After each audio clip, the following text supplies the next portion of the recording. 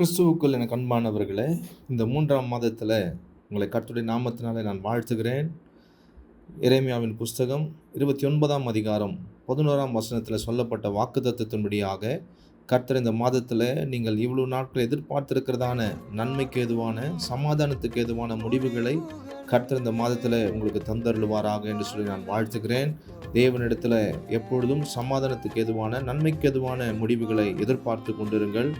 நம்முடைய தேவன் உங்களுடைய நினைவுகளை அறிந்திருக்கிறவர், ஒரு நாளும் உங்களை மறக்கவில்லை என்று சொல்லி இந்த வாக்குத்தத்தத்தின் மூலமாக மீண்டும் ஒரு விஷயமாக உங்களை தைரியப்படுத்த விரும்புகிறார்.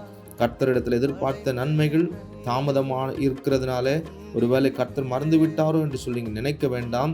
உங்களுக்கு கொடுக்க வேண்டியதை கர்த்தர் நினைத்திருக்கிறேன் என்று சொல்லி மறுபடியும் அவர் உங்களை தைரியப்படுத்துகிறார், பலப்படுத்த விரும்புகிறார். நிச்சயம் கர்த்தருடைய கரத்திலிருந்து நன்மையான ஆசீர்வாதங்களை பெற்றுக்கொள்வீர்கள். ஆமென்.